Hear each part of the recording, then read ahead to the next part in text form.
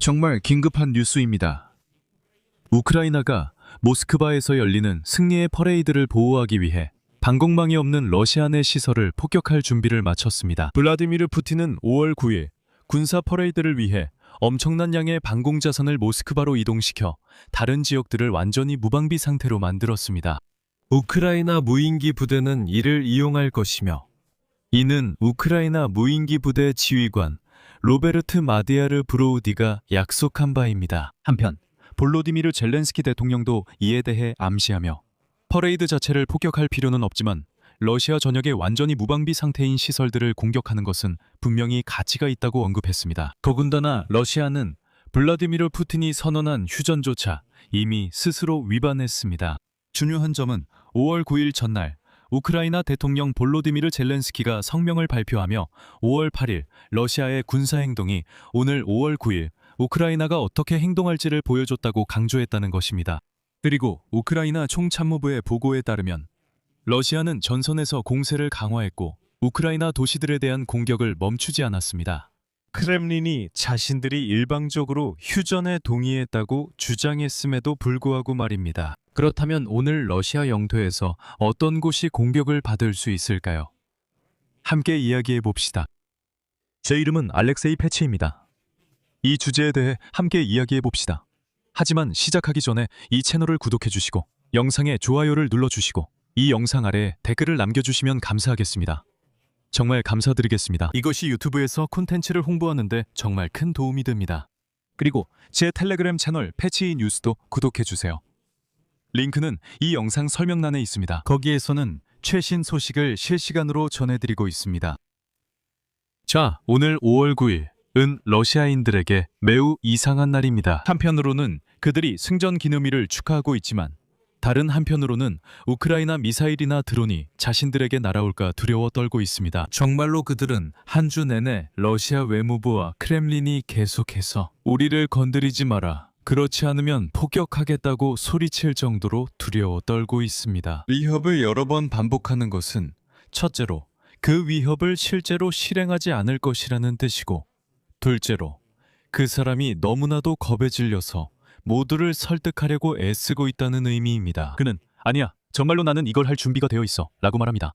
모두가 제발 좀 조용히 있어라 라고 말하죠. 그런데 그는 아니, 너희가 제대로 이해하지 못한 거야 라고 합니다.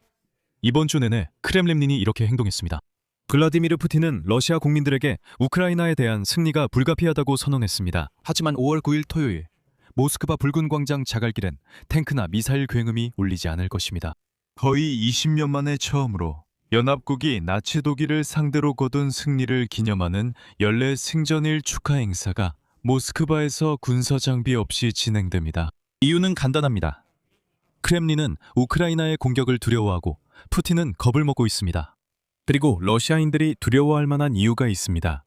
아마도 이번 주말에 푸틴 정권을 가장 크게 겁먹게 만든 건 로베르트 마디아르 브로우디는 우크라이나 군 드론 부대 마디아르의 새들의 수장이자 우크라이나 군 무인 시스템 부대의 지휘관입니다.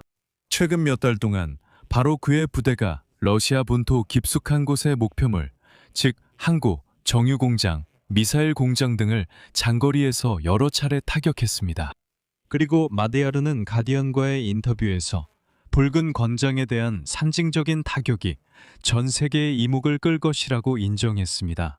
하지만 그는 우크라이나가 러시아의 방공망이 훨씬 약한 곳에서 타격을 가할 가능성이 더 높다고 말합니다. 그리고 그의 인용문을 이어서 말씀드리겠습니다. 왜 드론을 만리장성에 낭비해야 합니까? 여기서 만리장성은 모스크바의 강화된 방공 시스템을 의미합니다.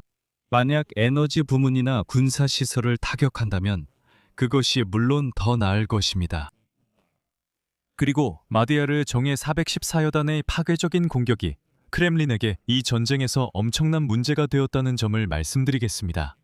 마디아르 부대의 장거리 드론이 적의 방공 시스템을 모스크바가 복구할 틈도 없이 더 빠르게 파괴하고 있습니다. 그리고 갑자기 우크라이나 국경에서 2000km 반경 내에 있는 모든 것이 우크라이나 드론과 미사일의 표적이 되었습니다. 몇 가지 요인이 있는 것으로 보입니다. 최근 러시아에서의 공황과 우크라이나 군대 내에서 커져가는 낙관주의를 설명하는 요인 중 하나는 우크라이나가 드론 분야에서 초강대국의 새로운 지위를 얻게 되었다는 점입니다. 우크라이나의 드론 대응 기술은 현재 이란의 공격을 받은 페르시아만 국가들에 수출되고 있습니다. 또 다른 요인은 빅데이터입니다. 델타 상황 인식 시스템은 모든 임무를 기록합니다. 우크라이나 드론의 임무를 물론 실패한 임무까지 포함해서요. 그리고 마디아르는 매일 여러 드론에서 12TB에서 15TB에 가공되지 않은 영상 자료를 받는다고 말합니다. 그리고 푸틴도 이 사실을 모를 리가 없으니 그래서 그가 당황하는 겁니다.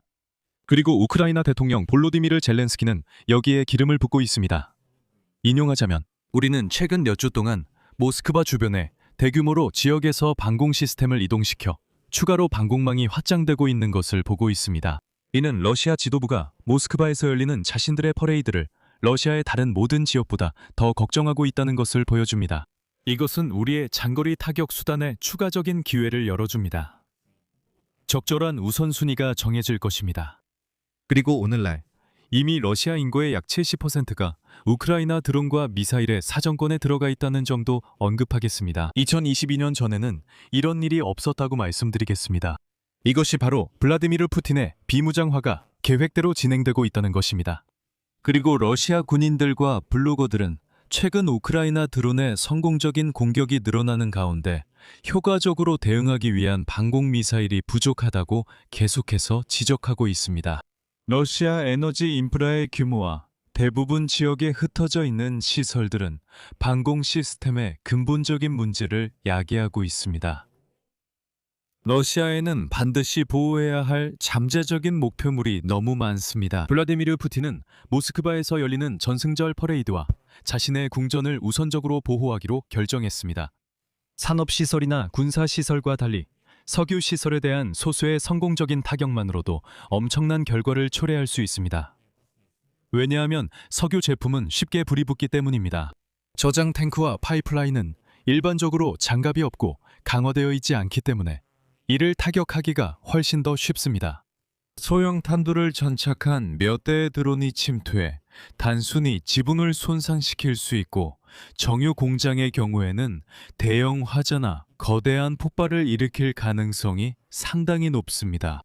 그리고 5월 9일 전에 우크라이나 대통령 볼로디미르 젤렌스키가 성명을 발표하며 우크라이나가 똑같이 대응할 것임을 강조했습니다. 5월 8일 제2차 세계대전 희생자 추모의 날에 우크라이나 대통령은 이전 세대 우크라이나인들이 점령군에 맞서 싸웠던 것을 상기시켰습니다.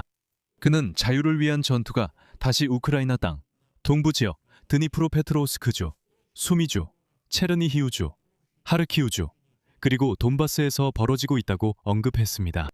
젤렌스키 대통령에 따르면 현재의 전쟁은 지난 세기의 질서를 세계에 강요하려는 침략자에 맞선 투쟁의 연장선이라고 합니다. 젤렌스키 대통령은 우크라이나가 독립을 지키고 국민의 생명권을 보호할 의지가 있음을 강조했습니다.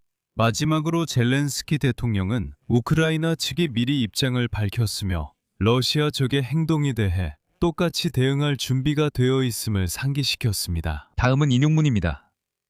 지금 러시아 측에서 많은 새로운 위협이 나오고 있지만 우리는 그들에게 완전히 논리적이고 이해하기 쉬운 입장을 전달했습니다. 우리는 똑같이 대응할 것입니다. 5월 8일 그들은 포격으로 시작했고 전선에서는 돌격 활동이 있었으며 드론이 사용되고 있습니다. 어제는 더 많은 공습을 가했습니다. 우리도 똑같이 대응했습니다. 내일은 오늘 우리가 듣게 될 것에 달려있다고 블라디미르 젤렌스키는 5월 8일에 말했습니다. 그래서 오늘 러시아에서는 꽤 흥미로운 하루가 될 것 같다고 생각합니다. 여러분, 여기서 우크라이나어를 사용하는 이 유튜브 채널 시청자분들께 중요한 공지를 드리고 싶습니다.